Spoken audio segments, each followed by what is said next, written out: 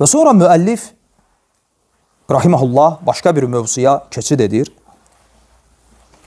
Və buyurur ki: "Və aləm ennəd-dünya daru imanin və islam." Bil ki, dünya diyarı iman və İslam diyarı sayılır. Dünya iman və İslam diyarı sayılır. Yəni alimlər bu mövzunu, bəzi alimlər əqidə kitablarında gətiriblər.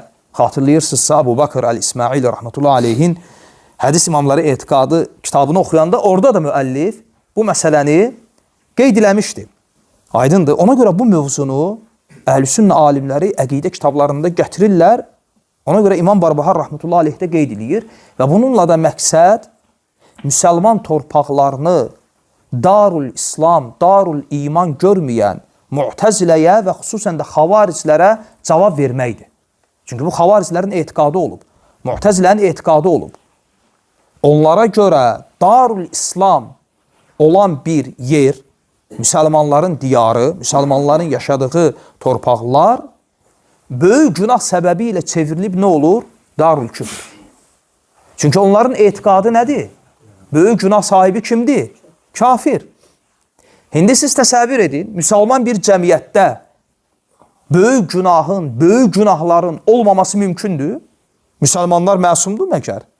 Kiçik, böyük günahlar daima hər bir müsəlman cəmiyyətində olub, indi də var və olacaq da. Bu labüddür. İnsan övladı olan yerdə bunun olması. Və müəllif də buna bir növ cavab olaraq buyurur ki: "Va'lem ennəd-dünya daru iman və İslam." Bil ki, dünya iman və İslam diyarıdır. Yəni müsəlmanların yaşadığı torpaqlar iman və İslam diyarı sayılır.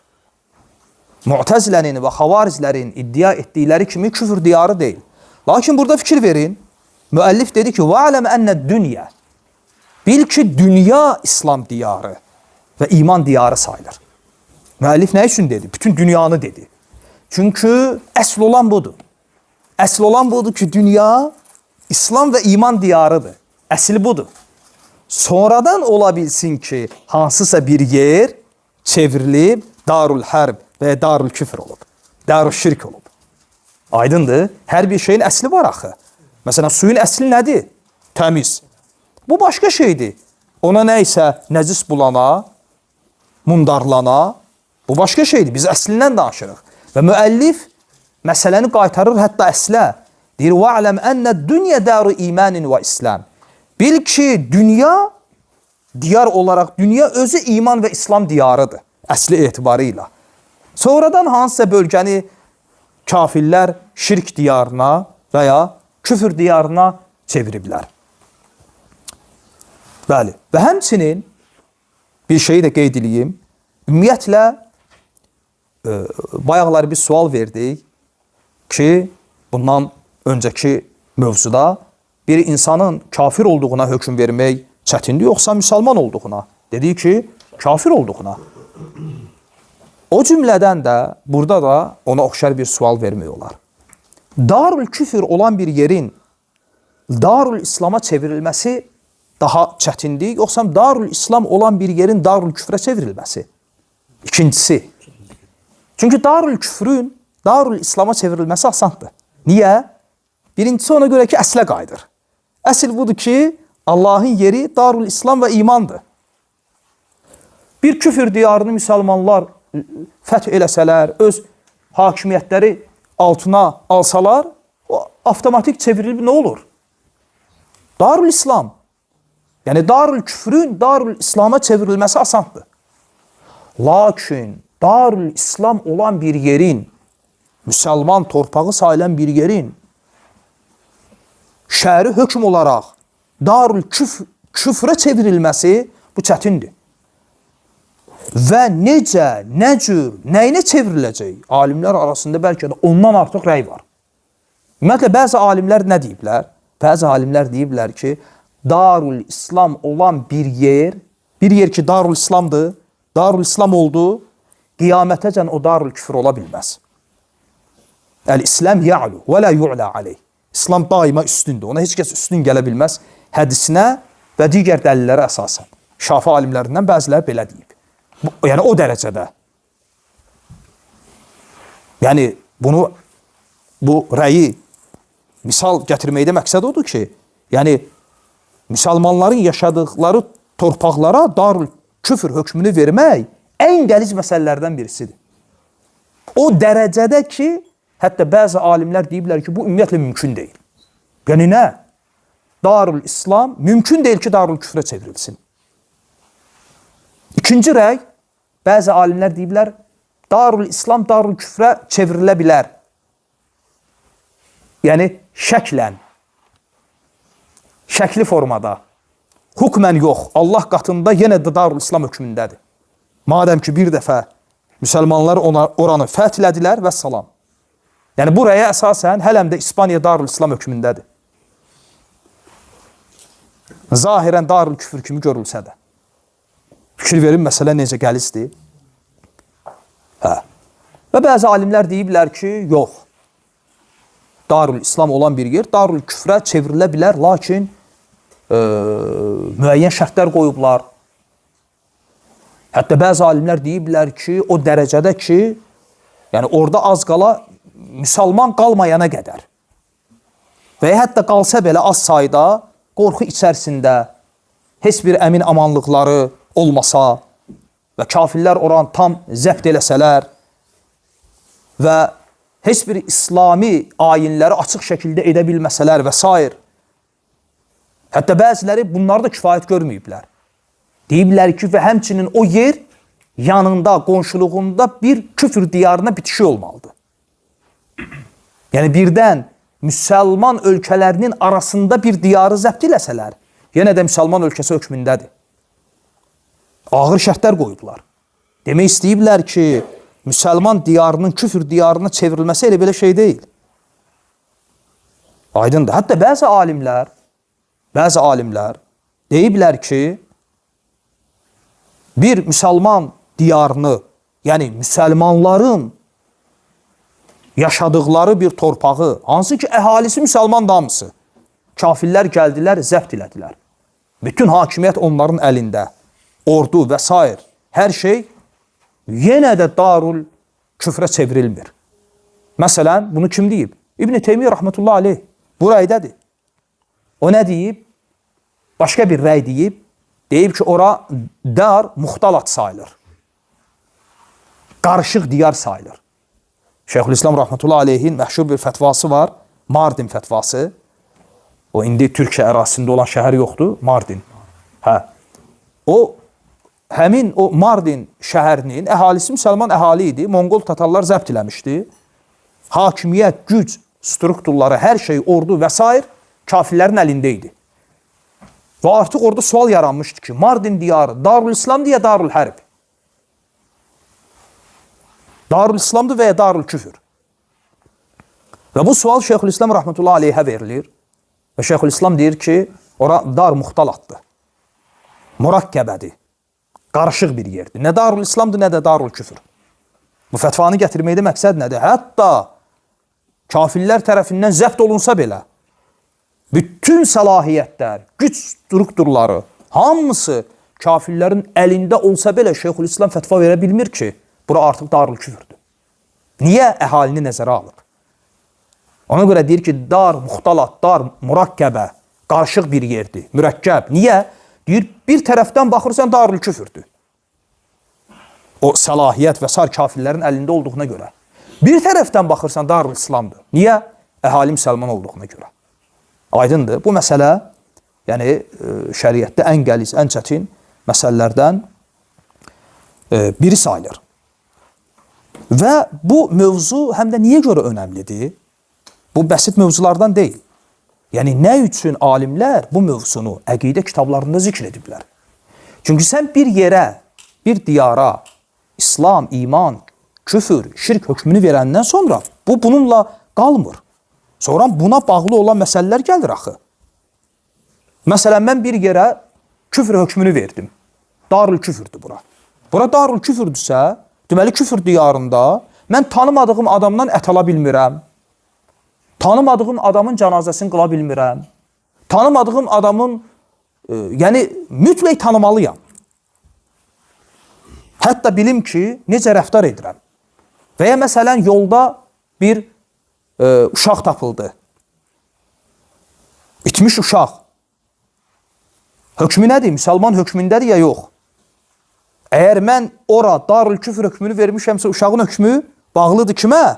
Ana atasına, həmin diyara fikir versiz. Nə qədər məsələlər gəlir. Bax, elə xavarizlərin, mu'təzilərin məqsədi də bu idi. Müsəlman torpaqlarına darül küfr verməkdə. Məqsədləri bu idi. Məsələn, 2 də misal verəcəm. 2 xavariz firqəsindən. Biri, deməli, Əzariqa müəssisi Nafi' İbnül Azraq xavarizlərin bir firqəsi idi, Əzariqa. Görün o nə deyir? Deyir ki, Əd-daru daru kufur. Müsəlmanların yaşadıkları torpaqlar küfür diyarıdır. Fikir verin. Və o torpaqlarda kəsilən heyvanlar, o torpaqlarda, o diyarlardakı bazarlarda satılan ətlər heç biri halal deyil. Qədim xavariz firqələrindəndir. Bunu niyə dedi? Çünki deməyə məcburdur. Əvvəlindən hökm verib axı. Diyarın hökmünü verib.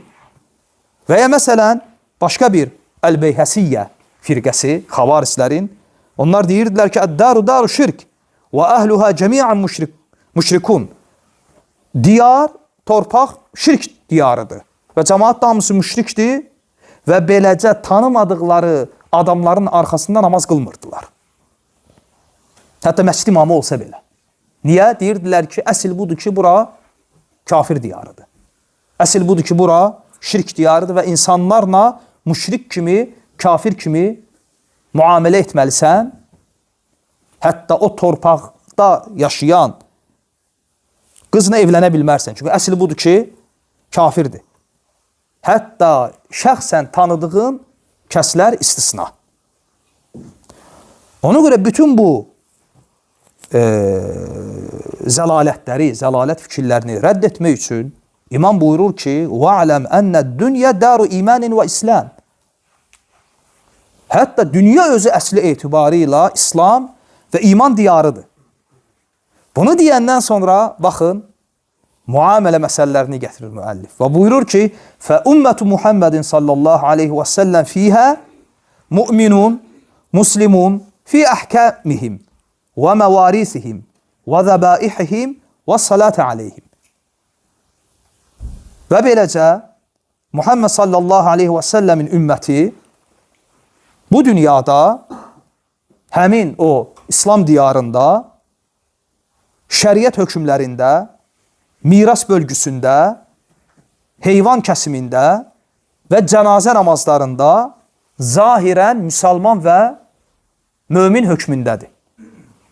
Fikir verirsiniz, Darul İslam, Darul Küfür, bundan sonra muamilə, rəftar məsələləri gəlir. Yəni biz etiqad edəndən sonra ki, müsəlmanların yaşadıkları diyar müsəlman diyarıdır, deməli, o diyarda yaşayan insanlar zahirən müsəlman, mömin hökmündədir. Müəllifin qeyd etdiyi kimi fi əhkəmihim cəmiən. Bütün hökmlərində, bütün şəri hökmlərdə və məvarisihim, miras bölgüsündə, miras alıb verməkdə və zəbaihihim, çünki kafirə miras düşmür. Kafirdən miras götürülmür. Və zəbaihihim, heyvan kəsimində, yəni kəsdikləri heyvanlar yeyilir. Bazarlarda satılan ətlərə etimad edilir. Və salatə aleyhim, və həmçinin cənazə namazlarında. Yəni artıq məscidə kimsə cənazə gətiriləndə və hardası kimsə öləndə araşdırılmır. Necə ki, bugün bəzilərin etdikləri kimi. O edənlər fərqində deyil ki, əməlləri hamısı nədir? Xavarizlərin əməlləridir və bu əməllər 21-ci əsrdə çıxmayıb. Tarix boyunca belə olublar.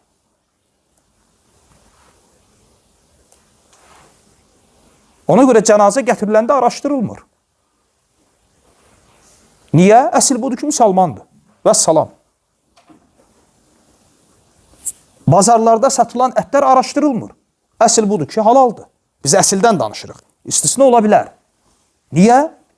Çünki biz İslam diyarında yaşayırıq. Müsəlman torpağında yaşayırıq. Şəriət ölkəsində yox. Bunlar hamısı ayrı-ayrı şeylərdir. Hamısı ayrı-ayrı şeylərdir. İbn-i Teymi rəhmətullahi aleyh Mardin diyarına elə hökmə qalsaydı, rahat şəkildə deyərdi ki, elə darül küfürdür də. Bütün salahiyyət belə kafirlərin əlində idi. Ölkəni kafirlər zəbt eləmişdi. Nə var əhali müsəlman olduğuna görə durdu. Deməli, o əhalinin o diyara veriləcək hökmdə necə böyük rolu var. Əhalinin kafir və ya müsəlman olub olmaması. Və həmçinin məsələn bugün Türkiyədə son zamanlar yayılan yeni bidətlərdəndir. Tanımadıqları adamların arxasında namaz qılmırlar. Və hətta belə bir bidət ortaya çıxarıblar. Deyiblər ki, namaz İslam əlaməti deyil. Yəni bir 5 il, 10 il bundan qabaq namaz qılmayanın hökmü üzərində dava edirdilər. Ki, namaz qılmayan kafirdir, namaz qılırsa müsəlmandır. İndi isə tam əksinə. Deyirlər ki, namaz İslam əlaməti deyil. Yəni bir adamın namaz qılması onun müsəlman olması demək deyil. Ona görə hər məscid imamının, hər namaz qılanın arxasında namaz qılmaq olmaz. Çünki diyarı darül küfür gördüklərinə görə. Və sonra müəllif rəhmətullah aleyh buyurur ki, müəllif nə dedi? Dedi ki, Muhammed sallallahu aleyhi və səlləmin ümməti şəri əhkamlarda bu dünyada müsəlman və mömin hökmündədir fi zahir, zahirdə. Aydındır. Və sonra buyurur ki, la təşhəd li əhədin bi haqiqatil iman hatta yətiyə bi cəmi'i şərai'al İslam. İslamın bütün şəri əhkamlarına əməl etmədikcə heç kəsin həqiqi mömin olduğuna şəhadət vermə. Yəni biz insanlarla davrananda, insanlara hökm verəndə zahirə görə hökm veririk. Onların batinlərində olan həqiqətə görə yox. Ona görə buyurur ki, bir kəs İslamın bütün əhkamlarına əməl etmədikcə heç kəsin imanının həqiqətinə, heç kəsin həqiqi mömin olduğuna şəhadət vermə. Çünki insanlara verilən hökm zahiri hökmdür. Və sonra buyurur ki, فَاِنْ قَصَّرَ فِي شَيْءٍ مِنْ ذَٰلِكَ كَانَ نَاقِسَ الْاِيمَانِ حَتَّى يَمُوتُ. Və bəzi nüsxələrdə gəlir hətta yətub. Və əgər bu əhkamların birində, yəni İslami əhkamların birində, yəni şərai'ül İslam nədir? Namaz, zəkat, oruc, həc, qiraətul Qur'an, qurban kəsmək, fitrə, İslamın şuarları, İslamın ayinləri, İslamın hökmləri və müəllif buyurur ki, فَاِنْ قَصَّرَ فِي شَيْءٍ مِنْ ذَٰلِكَ. Əgər bu əhkamların birində naqisliyə yol versə, ola bilsin zəkat, namaz qıldı, oruç tutdu, zəkat vermədi. İmkanı oldu, zəkat verdi, ümrə eləmədi. Qurban kəsdi, fitrə vermədi. Və s. bu kimi. Əgər bu əhkamların hansısa birində naqisliyə yol versə, kənə naqisəl iman. Bu, imanı naqis birisi sayılar. Hətta yamut, hətta ölənə qədər, bəzi nüsxələrdə gəlib, hətta yatub, hətta tövbə edənə qədər. Bu ikinci daha müvafiqdir, daha uyğundur. Yəni, tövbə edənə qədər o əməlindən, o naqisliyi aradan qaldırana qədər, o nə sayılır? Naqisul iman. Deməli, bununla müəllif həm xavarizlərə rəddiyə verir, həm də murciyələrə. Və göstərir ki, bu məsələdə əhl-i sünnənin mövqeyi vasatdır, orta. Niyə? Çünki xavarizlərə görə belə birisi kafirdir. İslam şuarlarından, İslam hökmlərindən nəyisə zay edən, nəyəsə əməl etməyən, nəyisə pozan birini gördükdə onu təkfir edirlər. Murciyələri isə deyirlər ki, bu onun imanına zərər vermir. Əgər insan Allaha və Rasuluna iman edəndirsə, zahiri əməllərdə nəysə naqislik olsa, o yenə də onun imanı kəmilül iman, tamdır. Deməli, böyük günah sahibini fərzlərdən nələrisə tərk edəni xavarislər təkfir ediblər. Murciyələr də deyiblər ki, onun imanına zərər vermir. Müəllif isə dedi ki, kənə naqsəl iman, həttə yətub. Tövbə edənə qədər o nədir? İmanı naqis olandır. Yəni, imanı kamil deyil. İmanı naqisdir. Bu hissəsi kimə rəddiyədir? Murciyələrə. Və həmçinin naqisul iman. İmanı naqis olsa da, lakin iman var. İmanın əsli, imanın bir hissəsi, bir cüzü yerində qalıb. İmandan çıxmayıb. Və bununla da xavarislərə cavab vermiş olur. Və sonra müəllif buyurur ki, sözünün davamında və ilmu imanihi ilallahi teala təmmül iman əv naqisul iman. Və bil ki, kiminsə imanı haqda həqiqi elm, həqiqi bilgi, yəni həmin adamın imanının tam yaxud naqis olmasını təyin etmək yalnız Allaha aid olan bir işdir. Bəs bizə düşən nədir? İllə mə zahara ləkə min tadiyi' şərai'il İslam. O hal istisnadır ki, bizə bəlli ola ki, o İslamın ayinlərindən, İslamın hökmlərindən nəyisə zay edib, nəyisə tərk edib. Namazı, orucu, bu hal istisna. Belə bir şey görsək, o tərk elədiyi ibadətin miqdarında biz bilərik ki, onun imanı naqisdir. Lakin belə bir şey görmədiyimiz halda biz insanların kamil iman, naqis iman sahibləri olmaları barədə onlara hökm vermirik, insanları bu cür təyin etmirik. Və bu şeylə məşğul olmuruq. Və ilmu imanihi ilallahi teala təmmül iman əv naqisul iman. Və bu cür onların imanlarının təyini, onların imanları barədə olan elm, mərifət, bilik, yəni imanları tamdır, yoxsa naqis, bu kimin işidir? Bu kimə qayıdır? Bunu kimə həvalə edirik? Allah Azza və Cəlləyə.